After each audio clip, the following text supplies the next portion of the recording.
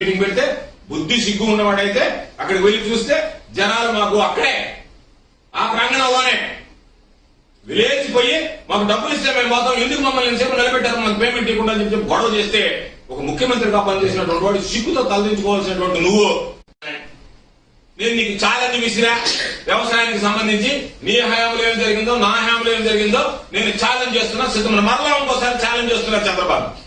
ఎవడో ఓరకొక్కల చేత మురిగించాడు, ఓరకొక్కల చేత కాదు. వ్యవసాయ శాఖ మంత్రిగా మరొకసారి నీకు సవాల్ విసురుతున్నా, నీకు ధైర్యం ఉంటే వ్యవసాయానికి సంబంధించి నీ ప్రభుత్వంలో ఏం జరిగింది, ఈ ప్రభుత్వంలో ఏం జరిగింది, జగన్మోహన్ రెడ్డి గారు ముఖ్యమంత్రిగా ఏం చేశాడు, ఆ రోజు ముఖ్యమంత్రిగా ఏం నిర్ణయాలు తీసుకునేటువంటి దాని మీద బహిరంగ వ్యవసాయానికి సంబంధించి మాట్లాడతాం. పోతే పరిశ్రమలకు సంబంధించి నువ్వు చెప్తే నోరు తెరిస్తే మాట్లాడేది కియా. ఏది మాట్లాడు, కూర్చున్నావా కియా, నిలబడ్డావా కియా, అన్నం తిన్నావా కియా, కొడుకున్నావా కియా, మంచినీళ్ళు తాగావా కియా. కియా పరిశ్రమ యాజమాన్యం లేఖ రాసింది.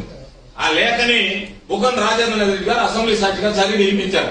వాళ్ళు ఏమని రాశారు, మాకు ఆంధ్ర రాష్ట్రంతో సంబంధం అనేటువంటిది స్వర్గీయ రాజశేఖర రెడ్డి గారు ముఖ్యమంత్రిగా ఉన్నారు, వ్యవసాయం నేనే చేశా, పరిశ్రమలు నా వల్ల వచ్చాయి. ఈరోజు జగన్మోహన్ రెడ్డి గారు వచ్చిన తర్వాత పరిశ్రమలు వెళ్ళిపోయినాయి, నేను వేల కోట్లు లక్ష కోట్ల రూపాయలు పెట్టుబడి తెచ్చా, లక్షల మందికి ఉద్యోగాలు. నువ్వు వేల కోట్ల రూపాయలు లక్షల కోట్ల రూపాయలు పెట్టుబడి తెస్తే లక్షల మందికి ఉద్యోగాలు ఇస్తే ఎందుకు నువ్వు చెప్పుతో కూడా పంపించారు జామ్? ఎందుకు ఓడిపోయాము 3 ఎంపీలు 3 ఎమ్మెల్యేలతో? కారణం జరిగినటువంటి లోపాలు, నువ్వు చేసినటువంటి విధానం, నీ పరిపాలన తీరు చూస్తే ప్రజలు నిరాశించుకున్నారు, అసహించుకున్నారు, పనికిరావు అనుకున్నారు, తనివేశారు. దాన్ని నిన్ను ఎదుర్కొనేటువంటి చిత్తూరు బస్టాండ్ తెలియదా, చిత్తూరు రైల్వే స్టేషన్ తెలియదా, తిరుపతి రైల్వే స్టేషన్ తెలియదు, నీ బ్రతికెట్టాను కదా నువ్వు ప్రత్యేకంగా చెప్పి ప్రతి ఒక్కరిని చేయలేకపోయా. మొత్తం ఏ విధంగా అయితే నువ్వు ఆ రోజు ప్రవర్తించావో అమరావతి అని చెప్పి అమరావతి రింగ్ రోడ్ దగ్గర నుంచి అమరావతి రాజధాని దగ్గర నుంచి ఇచ్చిన జగన్మోహన్ రెడ్డి గారు 15,000 ఇచ్చాడు అమ్మఒడికి. నేను ఎంతమంది ఉంటే అంతమందికి ఇస్తా.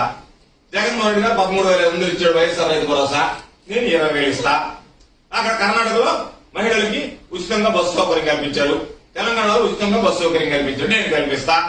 నీ స్వతహాగా నీ తెలివితేటలు నీ బుర్ర ఏ రోజైనా ఉపయోగించి రాష్ట్రంలో ఉండేటువంటి పరిస్థితులు, ఈ రాష్ట్రానికి ఏం కావాలి, ఈ రాష్ట్ర ప్రజలు ఏం కోరుకుంటున్నారు, రాష్ట్రంలో ఆర్థికమైనటువంటి పరిస్థితులు ఏ విధంగా ఉన్నాయనేటువంటిది ఆలోచన చేసి వాటికి అనుగుణంగా ఇదిగో నేను ఈ కార్యక్రమాన్ని తీసుకొస్తున్నా, ఈ సంక్షేమ పథకాన్ని ప్రవేశపెడుతున్న జగన్మోహన్ రెడ్డి గారు ఈ రోజు ఎన్ని రకాలైనటువంటి సంక్షేమ దాన్ని